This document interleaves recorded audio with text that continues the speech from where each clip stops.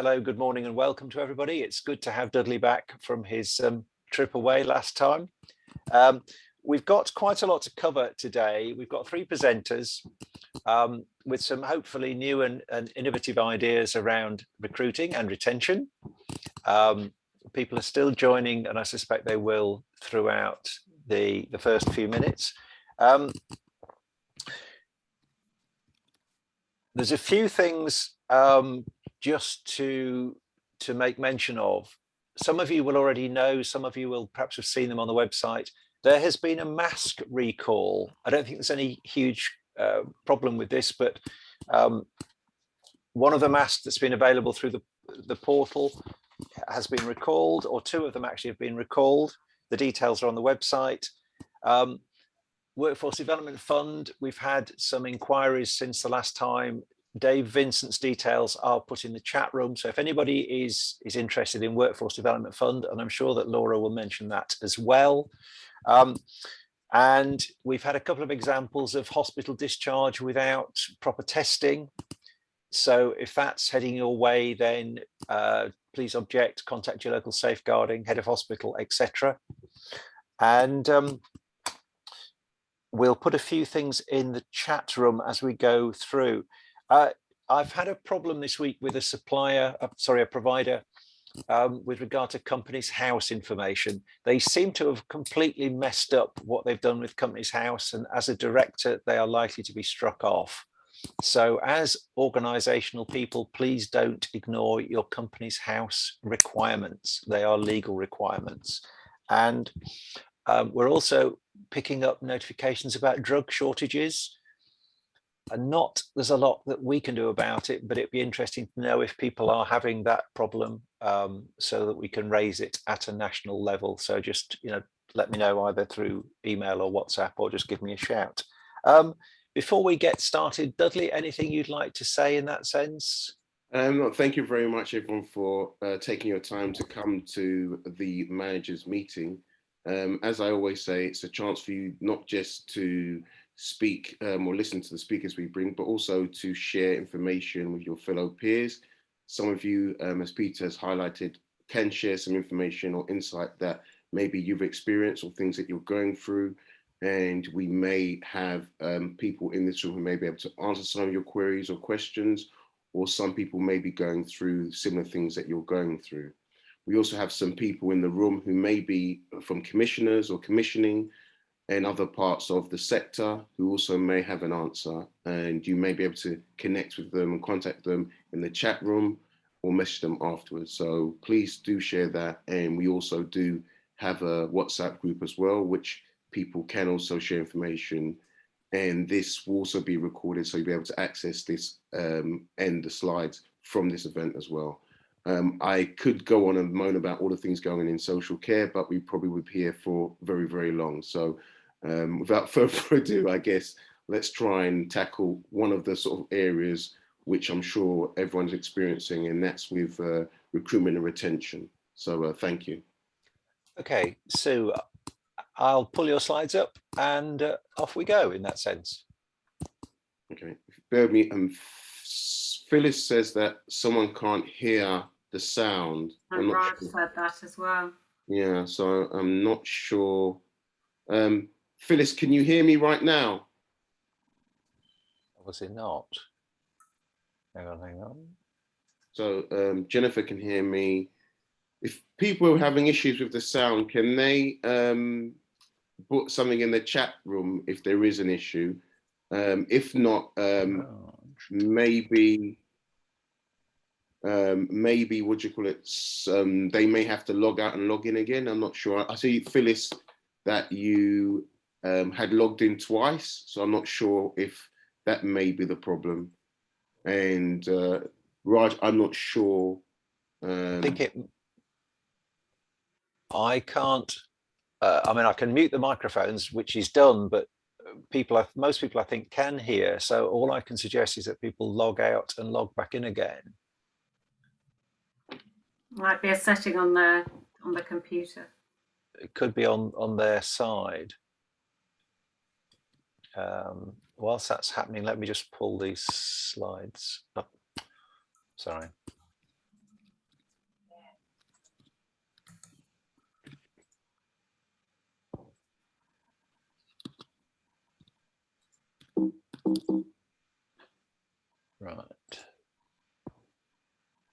have you got those slides? Yeah. Okay. Yes. Right. Can everyone see the slides? Is that okay? Yes. Okay, Sue, do you want to kick off? Yeah, sure. So good morning and welcome to this session, and I'm going to be speaking to you about hopefully that you're going to be spending the right time in the right place to attract, recruit and retain great people to your care business. In terms of background, I worked at Home Instead as a business performance manager for 3 years and supported around 40 franchise offices at various stages of their business. And obviously with the Home Instead franchise, the whole ethos is about growth. So recruitment and retention strategies, as well as attracting private clients, that was absolutely something that we did. So I left there in May 2018 and set up my own consultancy business. And I've been working with home care providers as well as care homes to help them to attract private clients and recruit and retain great people. So this is a little bit of what I'm going to go through today. So first of all, sorry, next slide, please, Peter.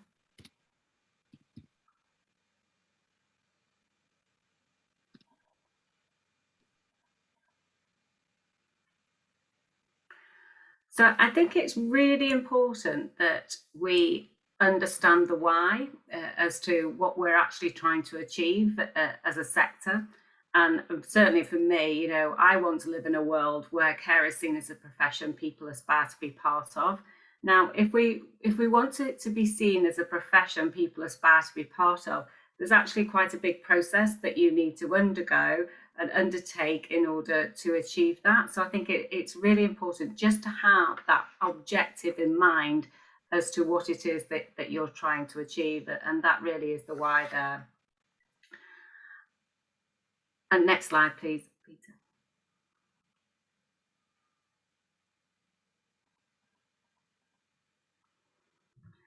So what I'm going to go through today is really getting you to think about being a great employer brand. And the purpose of doing that and the objective as to what that should achieve for you is for people to tell great stories about your business, whether they were successful in the recruitment process or not. And it even goes beyond that. You know, every single interaction that you have with anybody outside of your organization is a marketing exercise. So this is what you're trying to achieve, and that's the purpose of creating that great employer brand. Next slide, please, Peter.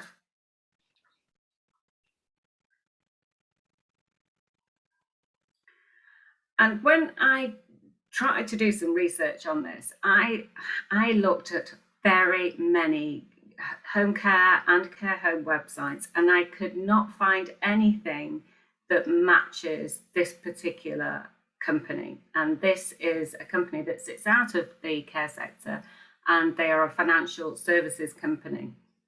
And the reason why I came across them was because on LinkedIn, there was a post by somebody who had gone through the recruitment process and wasn't successful in the position that she'd gone for. And the reason why she put a post on LinkedIn was because of the experience and the process that she'd had while she applied for a job at Cooper Parry. And she was saying how wonderful it was and how transparent it was. So this is something really to think about. So I thought to myself, okay, well, this person has done this, and it's a great PR exercise, and she had lots of comments and likes about that, and lots of people saying that's fantastic. So I thought, right, okay, let's go and have a look at that website, and let's go and see what that company looks like, and how is it different.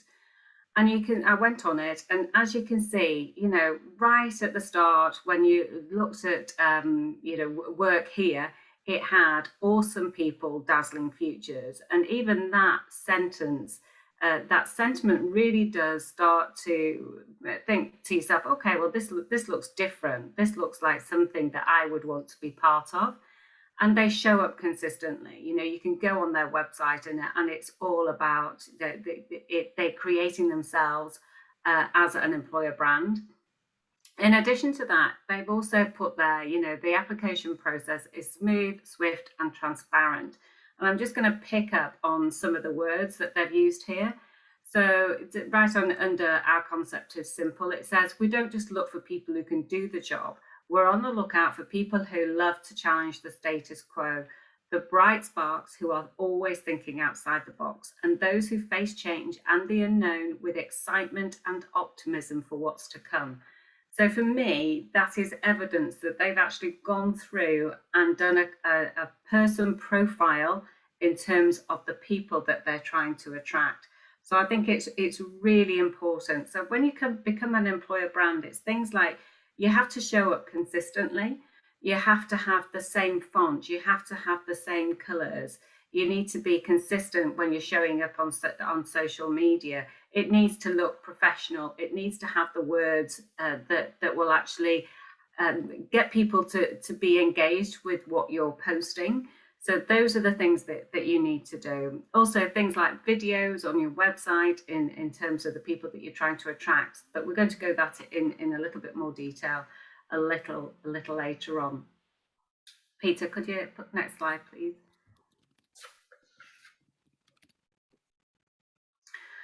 And for me, you know, okay, it's great having a website, isn't it? And it's great, that looks absolutely fantastic, but you've got to back that up. You've got to back that up with the whole culture, leadership, feedback, evidence. So I'm just really going to go through that process. And this presentation is, yes, okay, you could do the front end, but you've got to do the back end as well. So this is what we'll go through. So first of all, you know, people feel culture. So when somebody interacts with it within your business, what is the culture that they will experience? When somebody picks up the phone and applies for a job over the phone, what is the experience? What are they actually how are they going to be greeted? The culture really is so important. You know, you feel culture as soon as you walk into an office. And I have walked into many offices, and not just in the care sector, you know, in financial services as well. And you immediately sense what that culture is like, whether it's organized, whether it's a little bit chaotic, you know, you really feel that. Next one is leadership. And leadership is a tricky one because people are stressed and people are busy, but people will pick up on how you're feeling and whether you're the boss of the business or whether you're the person interviewing the candidate. If you're the person interviewing the candidate and what you've experienced, you've just had 5 no-shows previously, and this person shows up, you might be feeling a little bit dejected, a little bit, you know, put out by that experience, and people will pick up on that. Equally, if you're going into that interview and you're thinking, yeah, we're a great company to work for, we really do get this, we've got the culture, we're engaged, we really like what we do, we really want to create something special here, they will pick up on that too. Feedback, again, is something that not many businesses seek feedback from people in terms of what that process looks like. And I would encourage any care business to send out anonymous Survey Monkey questionnaires to talk about what their experience was as far as that interview process was concerned. And finally is making sure that you've got the evidence to support that you have the right culture, you have the right leadership, and you've got the feedback. So that's really the process, but we're going to go in much more detail a little bit later on. Peter, next slide, please.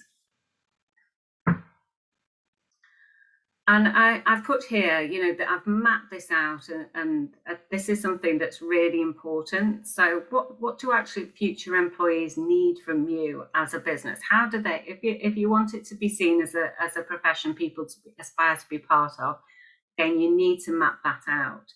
So what they're looking for immediately is why should they work for you? So what does your website say that would make them think that you're a great business to be part of?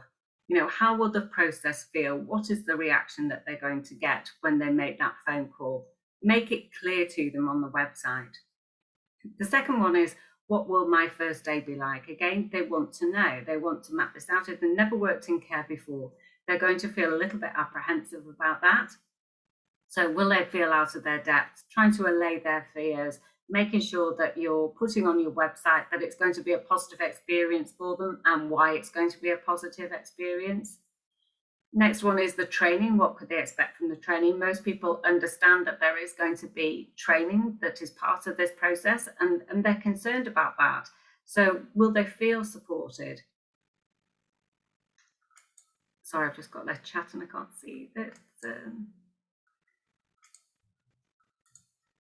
So I'm not sure, so will they be able to ask questions along the way, and will they cater for the learning style? And it's really important to cater for learning styles because people learn differently. And if you're looking at attracting different age groups of people, some people may haven't done training for a very long time or ever done training. So it's really important that you're catering for those individual learning styles. Next is the reward and recognition, making sure that people feel appreciated within the role, and they set that out as to what that looks like and what they can expect. Next one is career progression, making sure that you've got case studies and examples of how people have actually progressed within your company, and then making sure that there is a process at the end of that and making sure that they understand that it's going to be a positive one. Next slide, please, Peter. Now, this is absolutely the most essential part of any business. Doesn't just about not just about care businesses, but any businesses. And you have to start with the values. And I know Skills for Care have got a lot on values-based interviewing, attraction, recruitment, etc. But there is a great values exercise as well there that I've put in the link that you'll have access to if you haven't already got your values. And your values are the core principles that guide your business. And it should be in your recruitment process. It should be in your retention process. It should be in your client proposition. So it's a fundamental part of your business, and it really does align your business to everybody to the values that you want everybody to have. My core values are integrity, clarity, and added value, and I call upon those values for every single business decision I make. And it really just gives you that framework for you to use for everything within the business. So I can't stress enough how important that is. So next, the next slide and then the next slide. So attract and recruit, and then go on to the next slide, please.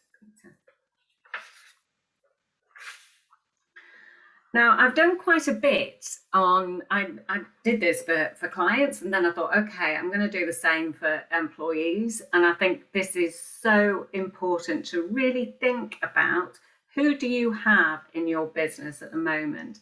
And I'm going to go through each of these four corners so you get a clearer picture of what this looks like. So first of all, you really need to look at the data, in terms of who you've got within your business. So thinking about when you actually record the data in terms of, whether they're male or female, how many hours they work, whether they're part-time, full-time, what sort of experience they have. I've got an Excel spreadsheet that I'm very happy to share with anybody who wants it, so you can actually go through this exercise for your care business. So once you've got the data, you can really think, I split them, and you'll see it when you actually do this exercise, if you want to go through it. I've split them into A's, B's, C's, and D's. So your A's and your B's are the people who they do the core hours, so they do more, they're full-time people. Your C's are, some people call them bank staff, but they're the ones who are working part-time within the business. And then your D's, those are the people who are just hard work to deal with. So once you've actually got that data, you're able to move on and create the profiles for the ideal employees that you're looking to attract. So when you look at these ideal employees, so I've just put 3 here. So the older care worker. So there's a lot of evidence that people who are older are interested in working in the care sector. And the reason why they want to work in the care sector is because they perhaps are feeling socially isolated themselves, and they want to have a purpose within the local community. Next one is perhaps this person is ambitious and they want career progression within the care sector. So what do they need from you in order to come and to work in your care business? And the next one is a young woman there, and I know that certainly from the experience that I've had is that perhaps this person is a psychology student or wants to be a nurse, and they would work for you on a temporary basis and would complete some shifts for you. So it's really profiling about who you want to attract, because if you're just being very generic in your adverts, then people won't resonate with that. So you have to be really targeted, and that employee segmentation will actually allow you to do that. Third one is create a package, a marketing proposition that would actually match those profiles. So that's where you're trying to market it in a way that's going to be attractive to those. So think about what it is they want and they need.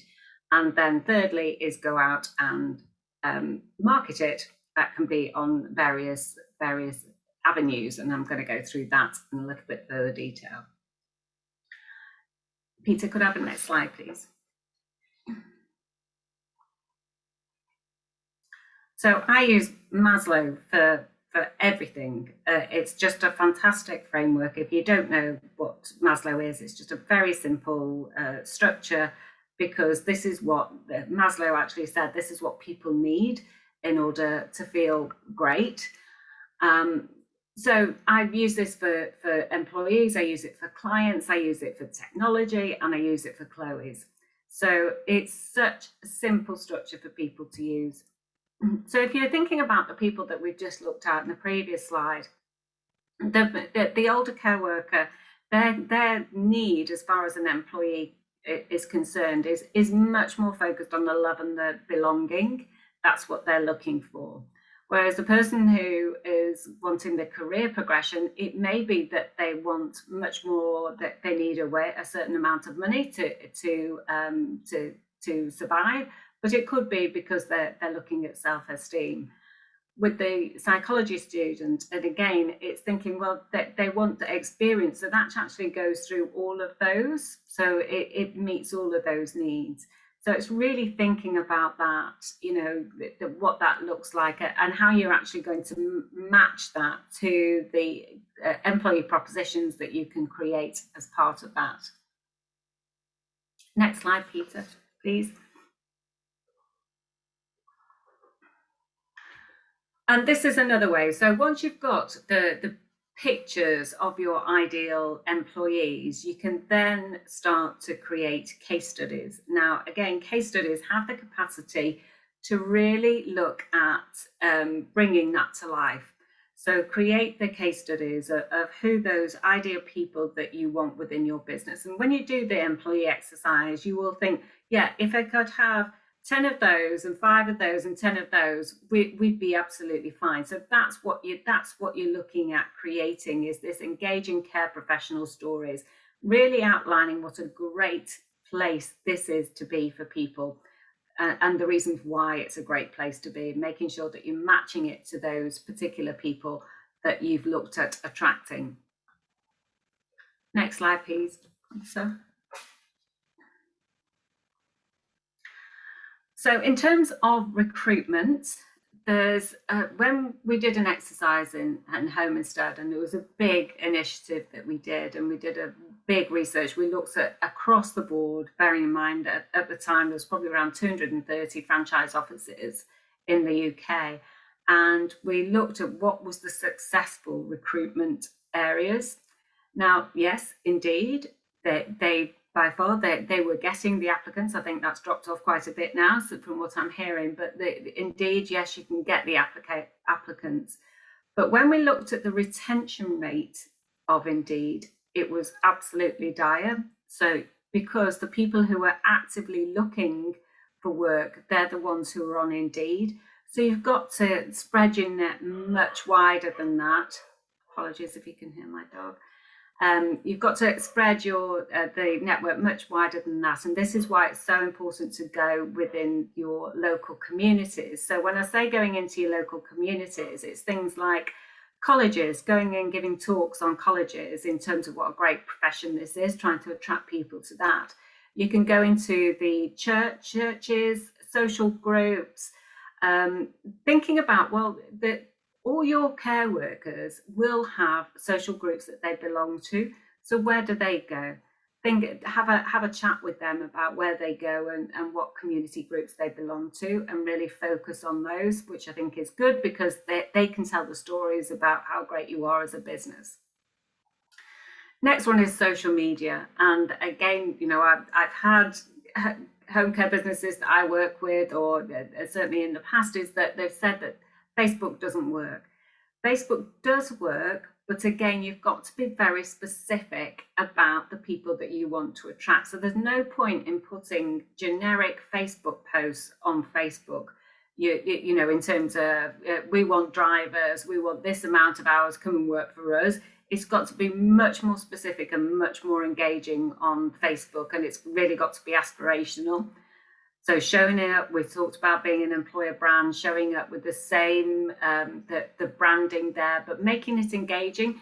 If you haven't subscribed to Canva as part of your recruitment process, I would absolutely recommend you do subscribe to Canva.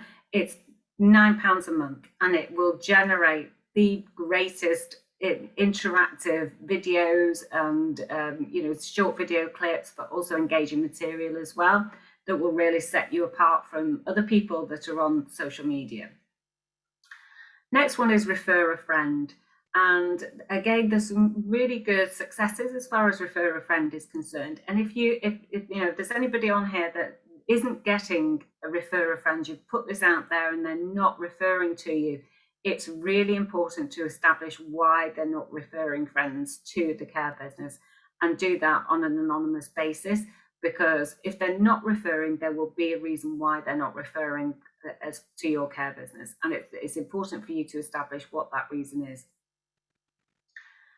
Next one, which is not many people have actually looked at, is the PR. So PR is, if you are a local care business, if you go in and look at who your local rags are, local newspapers are, and go and have a coffee with the people that publish the stories. Just go and have a coffee with them. Talk about the you know, what's happening in the care sector, and really start to get some engagement as far as they're concerned. You know, because it is a real challenge at the moment. There's no question about that. So go and speak with them. You will then get the opportunity. You should get the opportunity that they will start publishing articles for you to talk about what the care sector is like, and because it is a newsworthy story, and that in itself will attract people, that it will create that engagement. Now, the final one, and I've put this in, you know, I should have put targeted in capital and bold letters, because it does need to be targeted leaflet drops.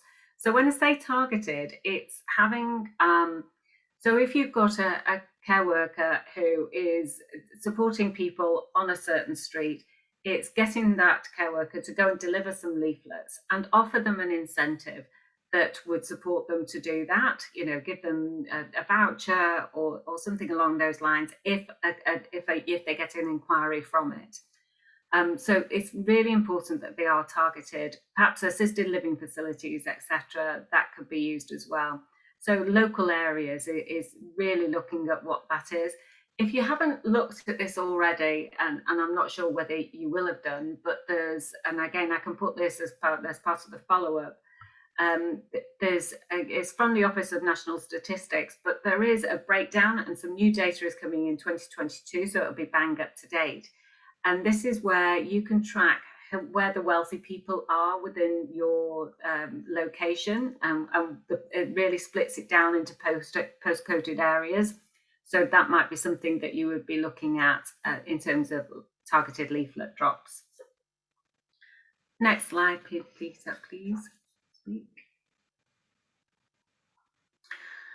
So this is the recruitment process in much more detail. So first of all, you really need to establish what your target is. So if it is 2 net care workers per month, then you need to achieve a lot, and you need to have done a lot to get those 2 net care workers. So you have to work backwards from there.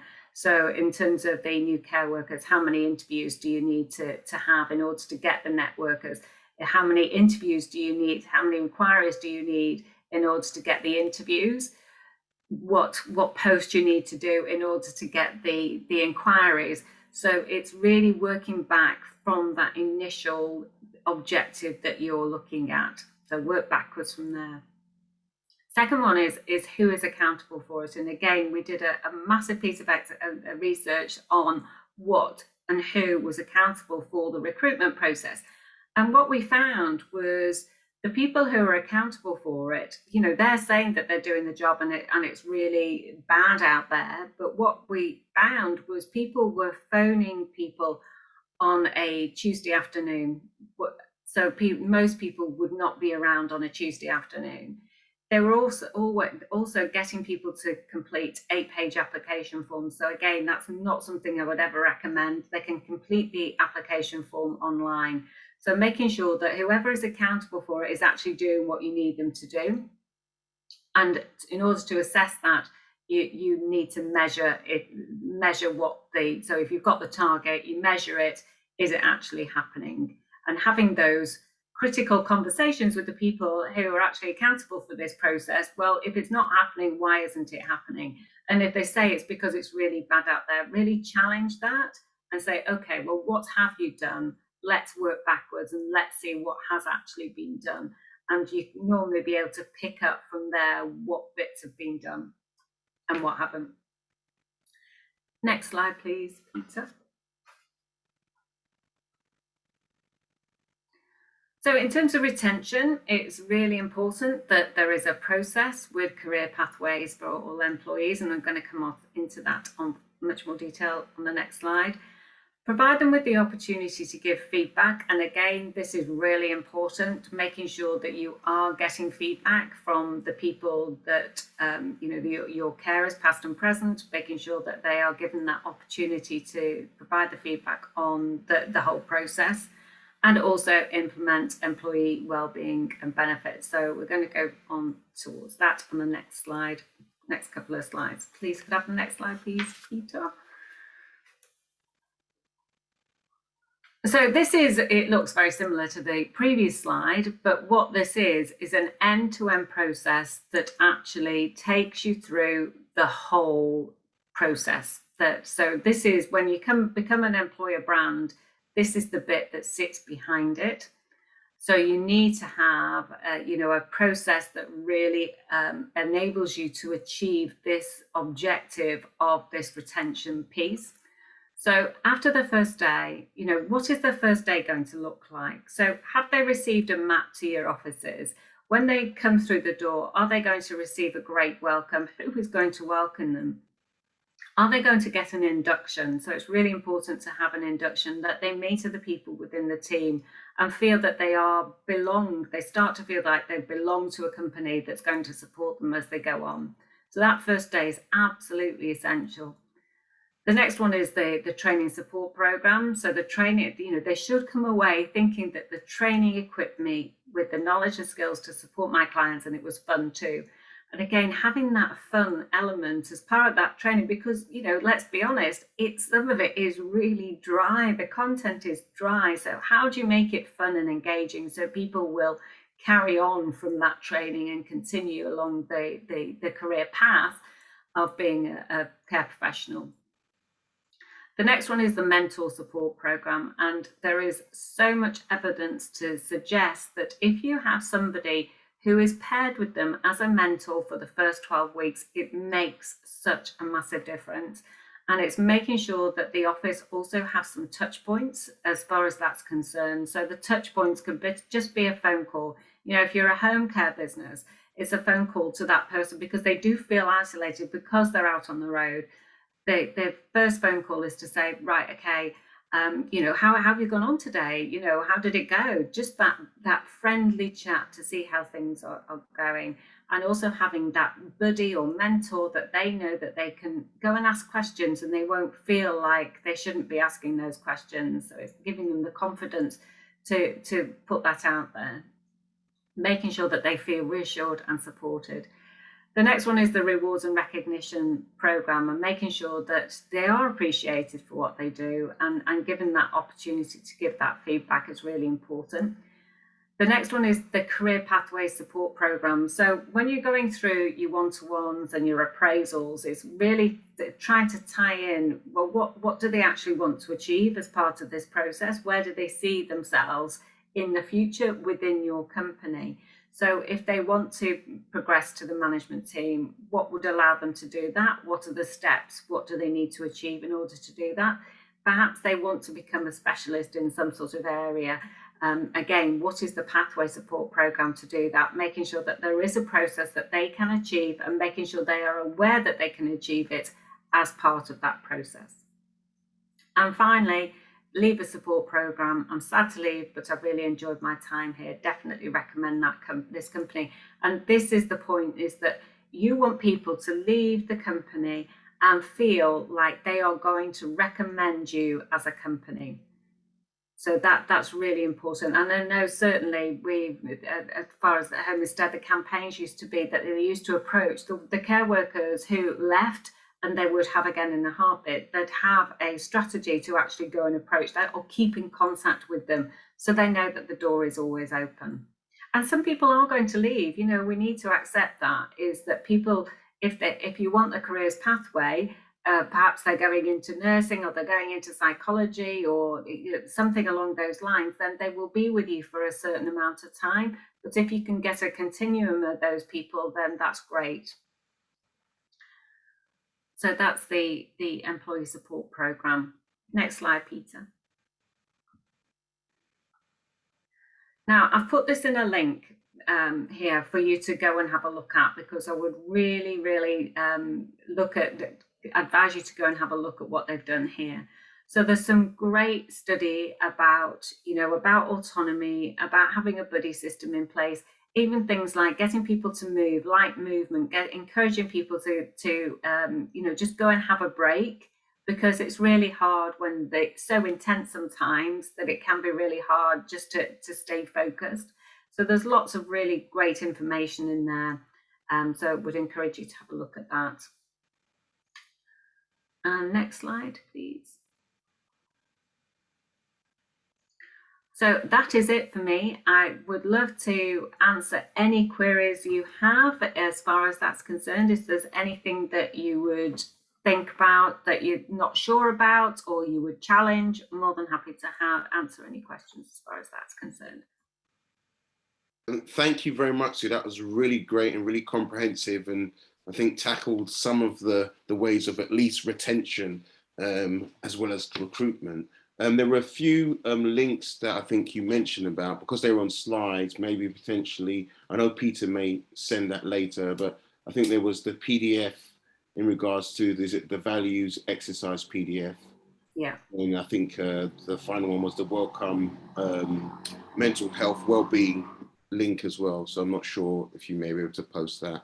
Yeah, I can put that as part of all the attachments. So the employee segmentation exercise, if anybody wants to go through that, which is a really good exercise to do, and the links, yeah, they'll all be in the slides, so there will be a link within the slides when you get a copy of them. Thank you very much. I really love the actual game of coming into an organization and before you leave, and I'm sure many people probably have seen that infographic and thought, wow, I never really thought of it like that. But let me stop talking, and I'll leave the floor open for anyone who wants to ask any questions or have any queries, please. Thank you.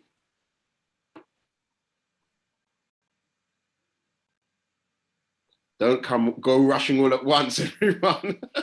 I can't believe they're all stunned into silence, because there's some really interesting stuff there, and I'm pretty sure that there are things there that people won't have heard or seen before. So, okay, can I ask a question? And if I'll start it off, Sue.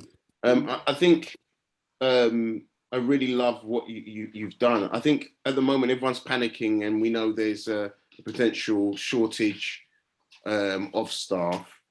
Apart from obviously recruitment, the retention that you've mentioned, what or where would you suggest at the moment would be the most easiest way? Because I think it comes down to cost as well to go to start looking for staff or trying to find staff. The easiest way that doesn't cost much at all is to go out in the communities. And I know that that can be hard because it does require time, and somebody to go out and do it. But I would definitely go out into the communities, find out from the people that are actually working for you now, where are they? What social groups do they belong to? It's the quickest and easiest and the cheapest way of really looking at the recruitment on the recruitment side of things. I don't know if anybody's had any joy, because I know that there's quite a few people who are looking at attracting foreign workers as well. So if anybody is doing that, be really interested to hear what your experience is as well. Yeah, I think there's a whole area at the moment about getting employees from overseas, but I do know that also people who may not be aware, there is a costing around sponsorship licensing and other costs that come with it. So I think as much as people want to do it, it does come with its costs. And so you also check with the government about the rights of passage of the workforce coming from abroad as well. And not to withhold the issue of the vaccines as well, which seems to be a concern about from those coming abroad. So bear that in mind. But I think everyone is trying to look for different avenues of trying to find new ways of recruitment. And I guess we're all trying to do it as quickly as possible and try and save as much cost as well. So, but definitely one of the answers is obviously retaining staff. So I'm not sure if anyone has had any sort of success stories they'd like to share in the group, or anyone who's probably done very well to retain their staff, or even potentially someone who's actually struggling, potentially who wants to sort of express what they're going through. It would be nice, because you know we've got lots of people in the group who may have had some various sort of suggestions of things they may have done that might be helpful. So if anyone would like to share or ask something, please do. Or you can put it in the chat if you don't want to speak on the mic, on camera. Morning, it's Kalyani here. So we always had our staff, long-lasting staff. They stayed with me for years, 10 years, 11 years and stuff. But recently we've had them move around, so for personal reasons. So since then, we are struggling to recruit. Now I am looking at getting the sponsorship license. And that is not an easy thing either, because that has another lot of paperwork to put in place before we could get that registered. I'm hoping we should be registered soon, and we should be able to recruit from abroad. I've advertised. I've had so many of them apply but don't turn up. That's another problem. I think maybe to do with benefits or whatever. I don't know. They just want to show that they're trying, and they just don't turn up for interviews. I even have a long-term permanent agency that I use. So if they start with me, they are with me, only with me, and they go on for years. Even that guy is having problem getting hold of people. And this is why going out in your community, because the problem is with when you're fishing in a very big pond, aren't you, with very few applicants at the moment. Yeah. That's the situation, reality. So that's why going out in the community is the only way. So you've got to be prepared to go out in the community and get people that have never done care before. And we know it's easy to get people who don't care before because they're experienced. Yeah. Yeah, I've done something very cheeky. We had someone stop by to ask an address for another care home. And I've given them our details, and they've done an application for us. So hopefully they're coming for interview tomorrow, but we don't know. We'll have to wait and see. But we also told them, look, we have couple of vacancies. If you're not coming, that's fine. But if you know anybody else, so they passed on and they've sent a couple of more CVs. So let's see. I don't know. And I would just be careful of your application forms. You know, get them to do it at the interview. Don't give them to it before. No, yeah. I think guerrilla marketing does work, Kalyani. I mean, I did some work for a dom care provider, and there was a dom care provider locally that was very poor. Was getting a reputation that was causing problems for other dom care providers, and so we printed off some small leaflets and went and stuck them under the windscreen wipers of the cars at the poor dom care, you know, the badly reputed dom care provider, and got quite a lot of applicants and quite a few people that came. I think, Sue, one of the problems that I'm seeing at the moment with retention is, as Kalyani said, people who have worked in the sector for some years are now leaving. And that's not because they don't like the culture or the people they're working with. I think it's down to sort of simple overloads and burnout. No, I totally agree, Peter. I mean, I think the state of care report was that 63% of the staff who stay in industry are those who have been in industry before. So if you think about 60% of recruitment is coming from within the sector, and now that number is now beginning to dwindle, it's going to be very difficult. And now having to look in outside other places outside of the care sector, and now a lot of us are struggling all around. So and I think that's why it's so important to have a well-being champion within the organisation. You know, the impact that has had on the care businesses that I've worked with, that I'm working with at the moment, has been huge. You know, they never thought it would be so used, and it really is used. Just having somebody that they can chat to and feel supported with. I mean, I also agree. I'm doing a lot of work at the moment on inclusion of the workforce, and it's never been such a major area as before of actually valuing your actual staff who are there, recognizing them as individuals, supporting them, and as you mentioned, the well-being side of things, coming together as groups, being belonging, as you mentioned in your slides. And I think all of us have it within our power. And usually it's, you know, people come in the morning and then can't wait to get to go home. But I think they are, I'm not, dare I say, part of a family, but you're all working towards a common goal. And I think if you value everyone, then it's a way to go forward. So I think all these small little things that were taken for granted from the likes of the value-based, you know, inclusion, mental well-being is really key. I've got Dio, sorry, who wants to ask a question. So please, Dio, you can ask away. We're happy to hear from you. Yeah, thank you very much. Good morning, everybody. Still morning. Yeah. I hope everybody is doing okay. I'm from Mind in Brent, Wandsworth, and Westminster. We provide, my team provide floating support service to people in the London Borough of Wandsworth. It's been tasking, so to say, which is what has led me to come and attend this morning. What I really want to ask is to kind of look into what would be the suggestion, I mean, in terms of recognition for staff and rewarding for staff in the face of budgets being cut down more and more, because these are currencies which managers have at their disposal. So if I'm going to be looking at well-being, I'm going to be looking at rewarding staff.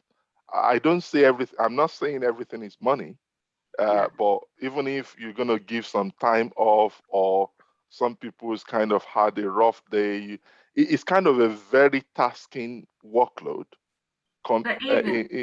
When you compare that to the cuts and the lowering of the budgets of what we need to do. So it would be quite interesting to find out from your point of view what could be done, because if you don't have that currency to spend in terms of time or money, it's quite difficult. The biggest thing that people appreciate more than anything is a handwritten thank you card. Okay, thank you. It's a handwritten thank you card from Okay. the boss, from the, you know, to saying, wow, you've really gone above and beyond. Thank you so much. You know, that costs very little. In addition to that, you know, I know there's quite a few people who would, you know, they'll buy them a bunch of flowers or, you know, a bottle of wine, whatever they want, or give them some vouchers, but it doesn't have to be a lot of money. It's just making a point of saying, this person, thank you so much. Thank you for all that you do. We appreciate you. So it doesn't have to be a lot of money at all. Okay, thank you very much. I think that, and in terms of the recruitment process, what would be your advice? So in terms of who should own that process? Should it be the recruiting manager, or should it be the HR, or should both of them kind of have a balance in doing that? There should be, but they'll have very different tasks that are associated with that. The recruitment, you know, you've got to go out and market. So who's doing that? Who is going out and marketing your care business, your business to the wider community? So that's how you're going to generate the leads from it. So that's a recruitment task. Whereas the HR is really looking that they're the process people, aren't they? They're just making sure that everything is aligned and is in place. So there's very different tasks within those two roles. So as long as they're separated out, and as long as they've got accountability on both those tasks, it doesn't matter. But there will be different skill sets within that as well. I think Thank one thing you, sir. that's quite important, before you put an advert out for jobs, look at other people's adverts and do they appeal to you? Would you apply for that? Because most of them, you look at them and you think, I don't want that job. Yeah. I wouldn't apply for that. Yeah. You know, keep it, you know, short, focused, and to the point. You know, it's a brilliant company. Come and work for us. Yeah. And videos are really good. If you can get, it doesn't, as long, they've got to be good with good light. It's got to show you in a positive light, you know, good people. But I know there's some videos on Bluebird Care. In fact, what I'll do, Peter, is I'll go and get some examples of good videos and good adverts. Thank you. And I'll send them across. Brilliant. Thanks, Sue. I mean, before you go, so I mean, I totally agree, and I know this is not the time on it, but social media, if used in the right way, can really be something that can be attractive to fellow employees. You know, if we think about the thing of smartphones, 4 out of every 5 households have smartphones and probably are on the internet. So messages are there. There's lots of WhatsApp groups, forums where information can be shared. You know, probably everyone is probably on some form of social media platform as well. So all of this is really simple enough to do, and good videos get likes and they're shared. So also bear that in mind as well, everyone. And Dudley's made a very good point about phones. The number of social care websites that are very poor in the first place, but just do not appear on a phone. So when you're putting your website together, or particularly your recruitment pages, make sure that they actually show up on a phone, that they work. Because if people can't read it, they're not going to apply. Make it difficult, people go somewhere else. And sorry, before I kind of round off my kind of observation and comments and questions, really, correct me if I'm wrong. I'm just trying to put my sort of thoughts out there. In terms of recruitment, organizations are kind of in competition to attract the best of candidates out there. So I am trying to attract candidates to my organization mind, telling them it's a great place to come and work, it's brilliant, it's everything. And it truly is. And that's why I'm here. But in terms of how do you do that in going back to this, to the kind of budget is making the workload a little bit more, and the kind of competition in terms of bidding out there for contracts is becoming more and more competitive. Managing that with what, I mean, I can say everything, but the reality is that the workloads are challenging. It's quite busy. What would be your advice for me to kind of retain, okay, getting them through the door, they are with me now. how do I then move from there to make sure they are with me? Because I would love for the workload to be a little bit lesser than what it is, but it is kind of the balance you have out there now. It is what it is. It's quite difficult to kind of walk around that, looking at the impending budget I'm looking at. So what would be your advice? I'm just looking for sort of general advice regarding that. Thank you.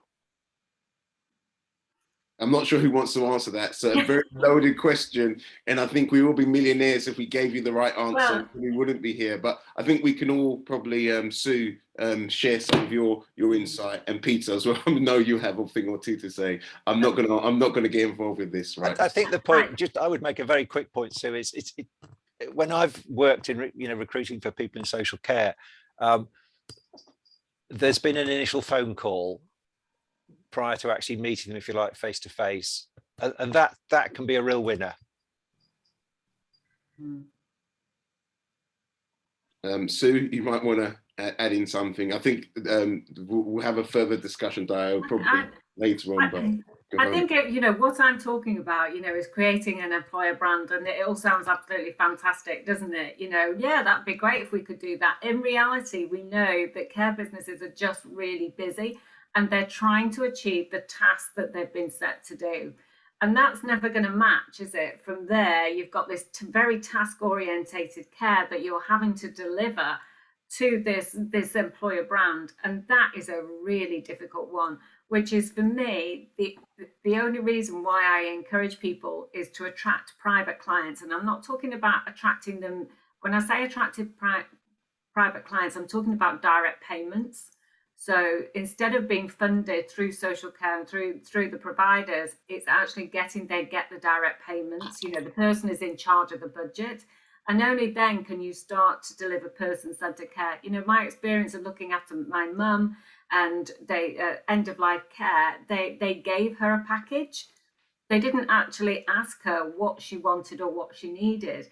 Now, they were over delivering on the packages in terms of the tasks, because she didn't need the task. We were there to support her. So I think you can be creative with that. You are allowed to be creative with that if you go down the direct payment options, but I don't know how that works in your business. And nobody knows about direct payments. Very few people know about direct payments. Yeah, I think when we talk about the finances of the sector and all what's going on, I think we have to wait for all the things that are coming out to see what goes forward, what's happening over the next many months. So I think we might have to leave the financial side of things alone, but definitely I really agree. Hot topic. Sue, maybe for next time. Yeah, okay. Sue, I do agree. But thank you very much, Sue, for coming on board. Yeah, thanks, Sue. That's great. And there's a lot there for people to learn from. If there's nothing else for Sue, we will ask Laura to come on board and do the skills for care piece. Okay. Morning, everyone. So I was going to talk a bit about retention as well, and quite a lot's been covered by Sue already, which is great. So it means we're kind of on the same page and kind of we know what works, kind of thing. But I'll talk through some other tips, and I've got some links to resources that may be helpful for you as well. So Peter could bring up the slides. Have you got the slides? Peter, bring them up. I can see them. Can you not see them? Not yet, Peter. Okay. Let's go back. Zoom's not. I think sometimes you have to stop share and then do it. Oh, yes.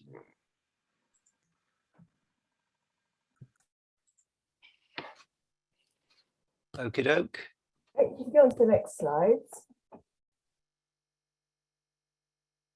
So I'm going to be talking more about retention and recruitment today. I just wanted to give you some links to some useful recruitment resources on the Skills to Care website, as I know it's not the easiest website to find things on sometimes. So you'll get these slides afterwards. You just need to click on the hyperlinks to be taken to the relevant pages of the website. But just a reminder that there's information on there about recruiting for values, as Sue has spoken about, which we know can actually play quite a large part in retaining staff if you get the right people in from the very start. There's some guidance about attracting and selecting staff. And as we've spoken about, there's some example job adverts on our website as well that can really help you stand out from the crowd.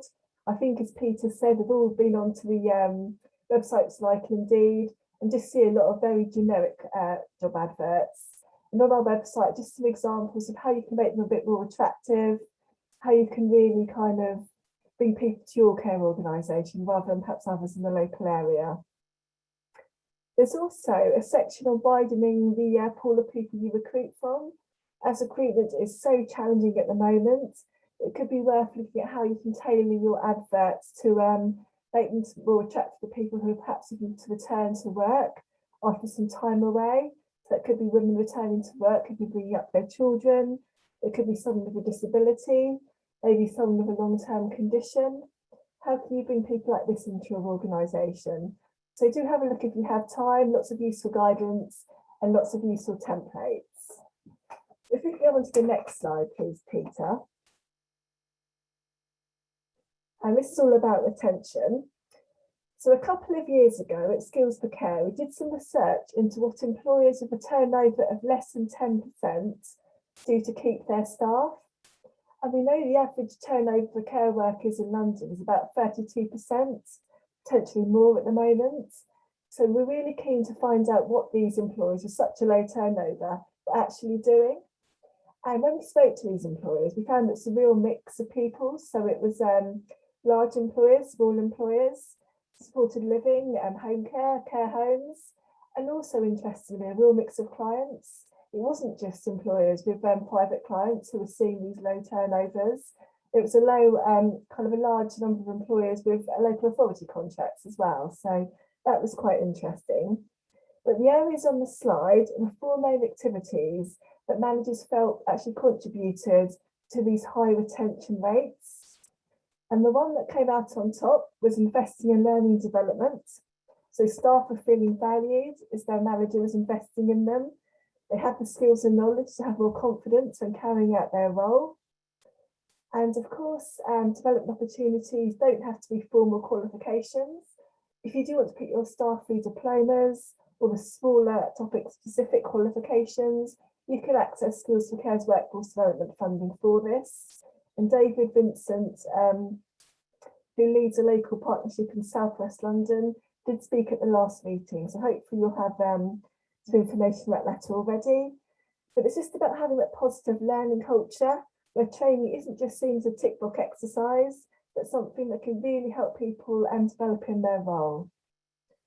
And we've got a guide, which I've linked on the slide, just a guide to developing your staff, and that gives some ideas about some low-cost ways in which you can do that.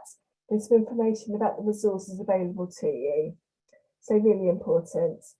And just a reminder as well, if you are looking for a training provider, Skills for Care has a database of endorsed learning providers, all of whom with quality assured to make sure that what they provide is of a very high quality.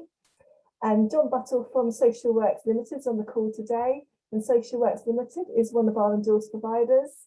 Others are available, so do go on our website and have a look, and you can access a list of these that deliver courses in London.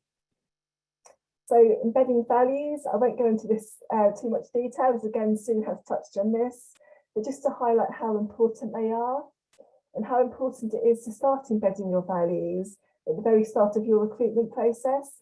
As I've said, if you get the right people, they're more likely to stay with you for the longer term. And I know lots of organisations do develop values, perhaps put them on their website, and they're never heard of again. So how can you actually keep these at the kind of front of everyone's mind? How can you make sure that everyone's putting them into practice? So bringing them into supervisions and appraisals, team meetings, training, just every aspect of your work. And we've spoken about achievements as well and celebrating these. And interestingly, the 4th area which came up was involving colleagues in decision making. And this is all linked to making staff feel valued, making sure their voice is heard, and that they have the opportunity to contribute to decisions that may impact upon their role and their day-to-day work. Next slide, please, Peter. We've spoken about the importance of culture and how it's not something you can see, but as soon as you walk into the service, it's something you can certainly feel. I've had the same experience as Jane. I do go into a lot of services as part of my role, and you can tell within kind of 5 to 10 minutes what type of place it would be like to work. It's really apparent. And we have a toolkit that can help you develop that positive workplace culture. There's some activities that you can go through with staff. There's information about things like complex subcultures that can have a negative impact on your workplace culture. And there's some guidance about how these can be addressed. And having this positive workplace culture encourages your staff to say, it makes sure your workforce are loyal, and make sure they're proud to be part of your organisation. And next slide, please, Peter. And briefly, just some other tips about keeping your staff. So Jane mentioned about making staff feel welcome from the very start. So maybe before they actually come in for their first day, could you send them a welcome card, just letting them know how much you're looking forward to them coming to work for you, and making sure as well when they do come in for their first day that the manager's there to welcome them and letting them know how much they're looking forward to them being part of the team. Thinking about onboarding, I think we've all been for our first day at a job where all we're asked to do is sit there and fill in forms. Could you be a bit more creative and maybe think about what you could do to actually show your company values in action? Maybe asking some members of staff to let people know how they demonstrate their company values in their everyday work. Induction is so important. We've spoken about having progression opportunities. I'm conscious that some managers feel that once they train staff, they leave. So having these opportunities in place within your own service will make staff want to stay with you. So things like fast track schemes to management, maybe developing staff as champions in different areas. So infection prevention and control, dementia, and that's something the CQC does really highlight as good practice. And if you have a member of staff who assesses the care certificate, could you give them the chance to complete assessor qualifications so they can then assess staff who are completing accredited qualifications like the diplomas? And just asking people during supervisions and appraisals what they want to get out of their career in care, and then perhaps telling them how they can then progress to the next stage, so becoming a team leader, for example. And also showcasing examples of managers within your service who started off as carers and the steps they took to move into management roles. And spoken about the importance of supervision and appraisals. I also wanted to talk about kind of proactively finding out the reasons for why people leave, so perhaps exit interviews. And of course, people are not always going to be honest. There's something they're not going to want to share with you as the manager, but you may get some useful feedback that you can then act upon. And could you also do anonymous staff surveys where people can talk about how they feel about working for your organisation? And again, that may give you some useful intelligence and information about issues that you may need to act on before people then do leave your service. Benefits, so flexible working is a key one. And I think Jane from Successful Mum is going to talk about that a bit later. But when we promote careers in care, we really sell it as a flexible career option. But when people start, they often find that shifts are very rigid and there isn't much room for flexibility. So how can you change that within your service to encourage people to stay? Wellbeing and resilience, so crucial, no more so than at the moment.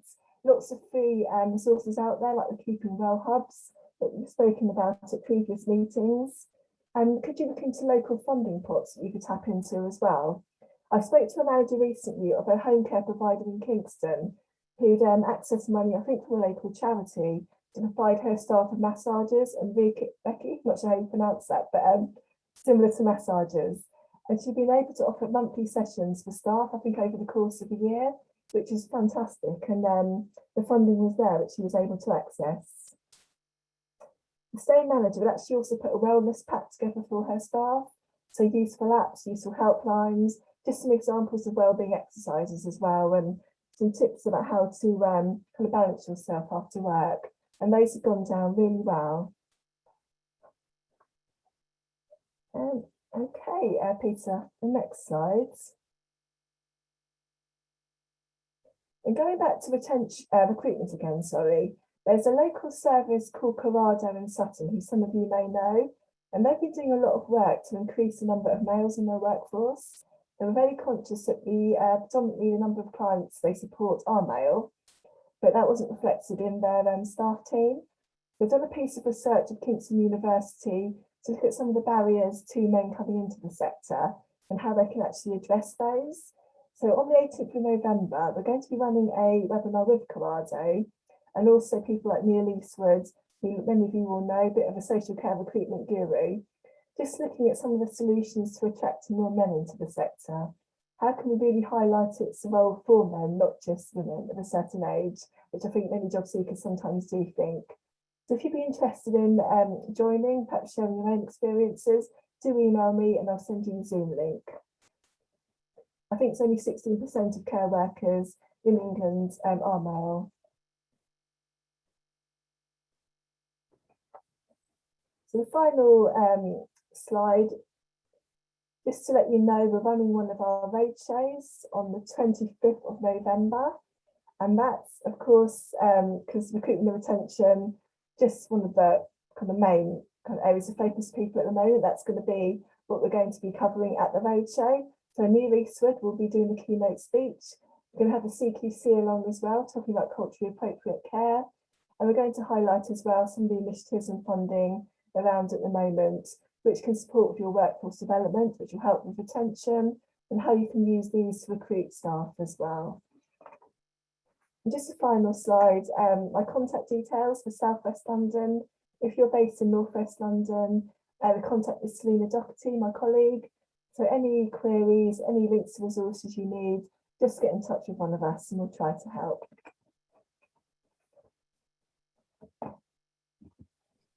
Great, thank you, Laura. Any questions for Laura? I'd just like to make a point, if everyone is aware, that Skills for Care partner with us and they provide a valuable amount of resources on their website, and they also provide funding if you apply for some courses that are out there. So please do go and look on their website, and some of the things that are happening that are out there would be funded, so and be supported by the WF funding if possible. I also looked at upon the webinar that you've got coming for males in health and social care, and I'm unfortunately in that small category of, I think it's 17%, or from what I checked, it was 82.3% are females and the rest are males. So there is probably a drive for that. So if there's any men out there or people you want to attract to it, it's a good way of getting them on board. That's my plug. Okie doke. Any other points for Laura, or we'll move on to Jane Knight with an interesting proposition. Jane, hello, good morning. Morning, Peter. Can you hear me okay? I can indeed. I think everyone can hear you now. That's lovely. And I can't see many faces. Is everybody really there, or are they just pretending? Can we see it? Oh, I can see some faces. Hi. Hello, that's cool. Okay, so I thought what I can do, Peter, would you be able to, if I can share my slides, I've just got a short set of slides to go through the funding that we have that might be useful to some of the people on the call.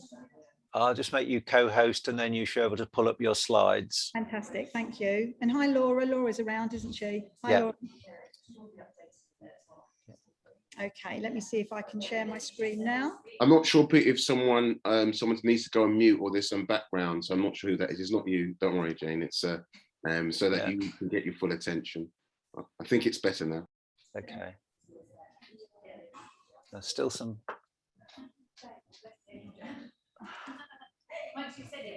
Okay, can you see my slides, people?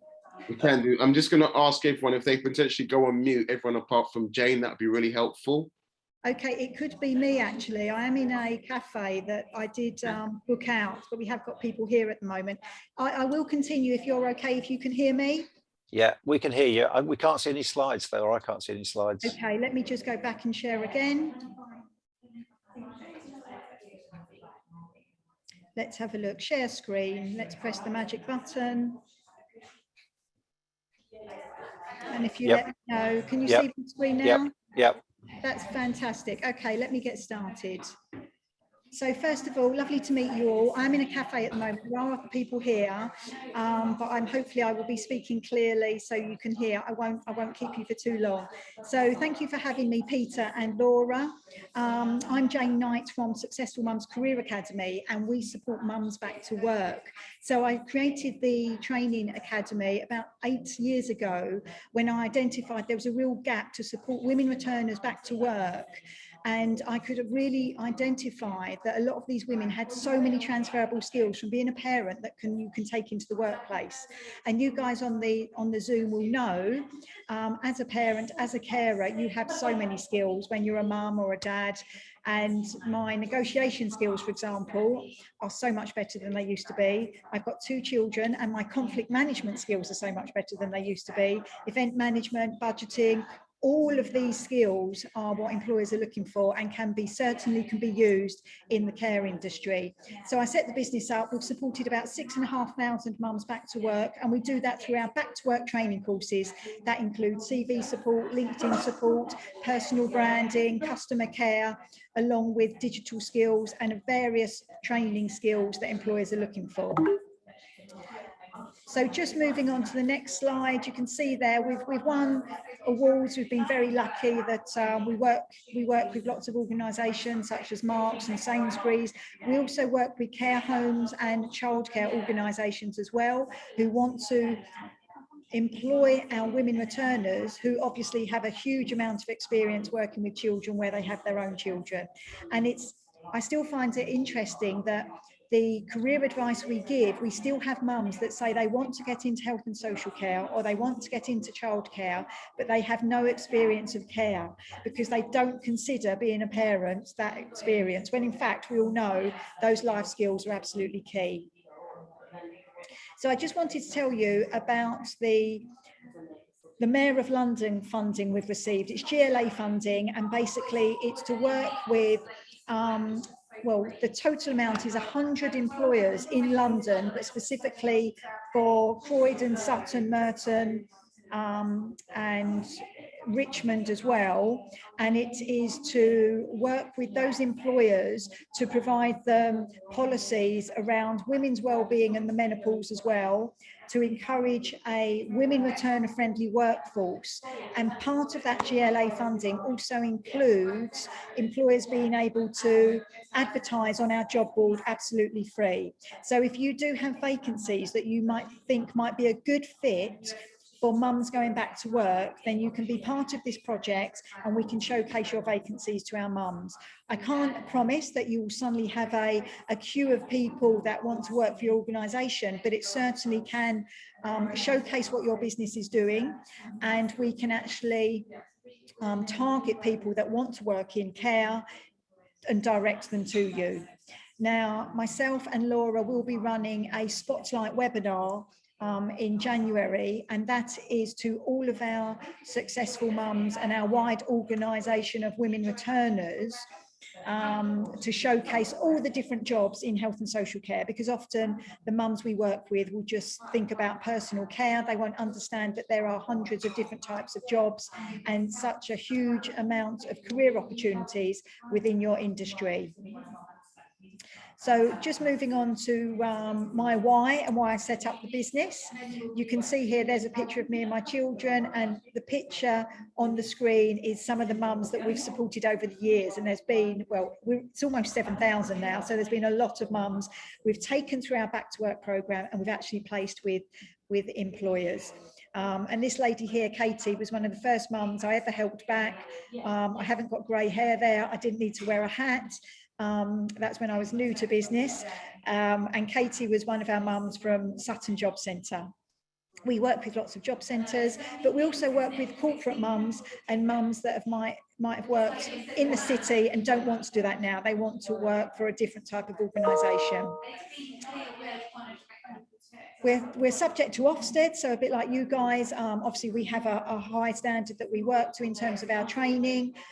We've supported lots of mums, we have fantastic feedback, and we work with lots of employers as well. And the partners we work with are the job centres, housing associations, and we're very lucky that we get mums come to us directly, so we help them and then connect them with people like you. So in terms of the London funding we do have access to that you might be interested in, the reason for the funding is that research shows employers are not actually tapping into the women returners that are out there.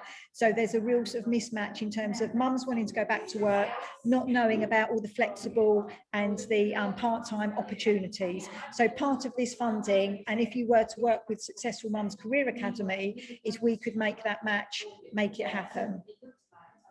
So in a nutshell, as an employer, you could access the free advertising on our job board to reach out to our mums that are on our existing courses, but also to our strong 10,000 audience across our social media platforms. We could provide you with an introduction to flexible working, how to manage a flexible workforce, how to attract skilled women to your workforce, because honestly, there are, well, I can think of 20 different organisations that have a huge audience of mums that are looking for work. There's lots of recruitment companies and there's lots of Facebook pages that have mums waiting to go back to work and they're just looking for the opportunity. So we could provide you with that information as well.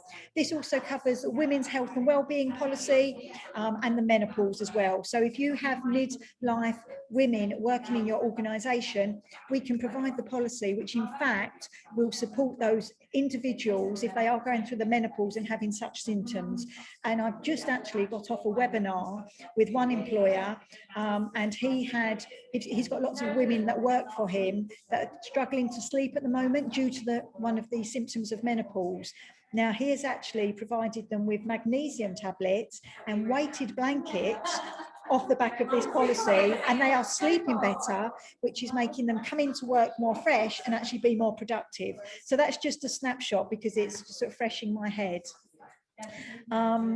So in terms of if you did want to work with us on the policy, you'd have access to all of this information and also quality standards, which in turn hopefully would build on the great work that you guys do, but would also attract women returners to your recruitment policy.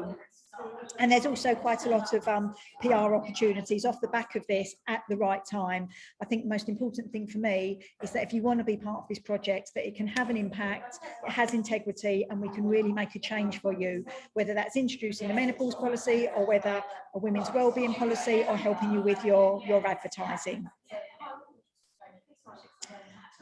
So if you did want to get involved, then all you need to do is get in touch with myself. I'm Jane at successfulmums.co.uk, and then I can send you some more information about the project, have a read through, and then then we can take it from there. Is that okay, Peter and Laura? It's a little bit of a whiz through that, but I'm aware that I'm in an environment that is a little bit noisy, so I apologise for that, but I hope that was clear. I hope that gave you a snapshot. Yeah. I think there's some really interesting stuff this morning come out. And Jane, if you let me have the slides, we'll certainly circulate them. Has anybody got any questions on the... I will do, Jane, as the chair here. I think a lot of people are very busy in their day-to-day roles, and a lot of especially staff. So I guess you gave us sort of a really run through of it. If someone wants to apply, for example, get in contact with you, what's the sort of process and time that it takes before anything actually starts to happen? So that'd be great if you let them know. Okay, yeah, of course. So in terms of the commitment of time, it would be an initial Zoom, so we could talk through the project in a bit more detail to make sure it is right for you, because the last thing I want to do is sign anybody up and then they gain nothing from it at all. That's not good for the GLA, it's not good for your business. So it would be to go through the information. That Zoom would probably take about 20 minutes.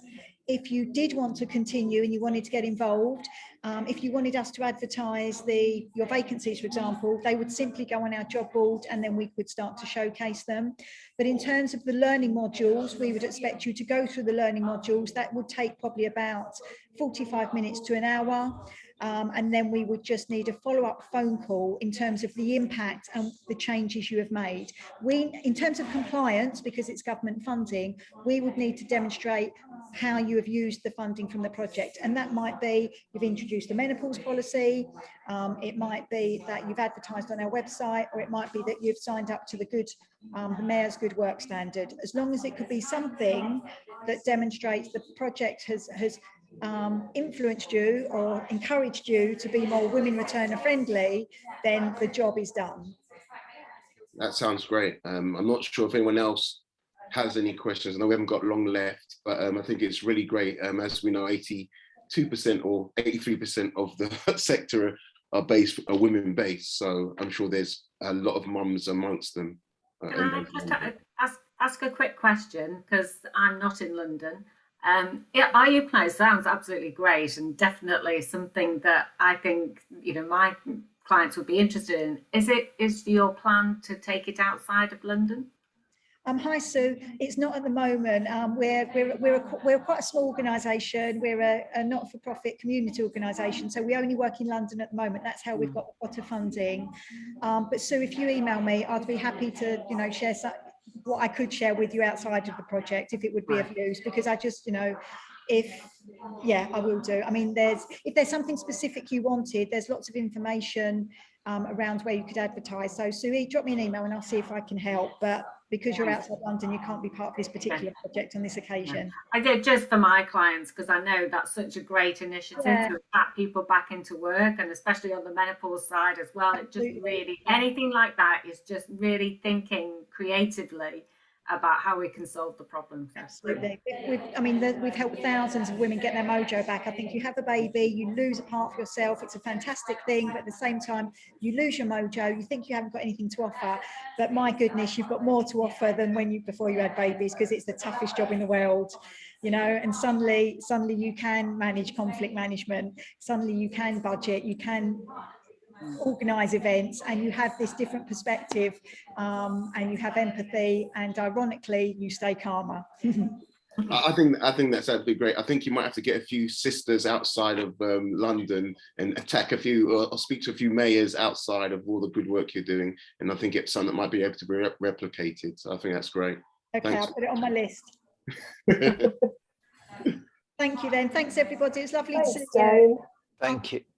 Catch up with you soon, Laura, and I'll speak to you soon, Peter. Cheers. Great. Thanks, Jane. Drop me an email, get in touch. Thanks, everyone. Yep. Bye-bye. Bye. Right. Okay. Any questions for anybody or any points to make? Anything from you briefly, John? Just to say thanks. Great presentations. It's really, really helpful.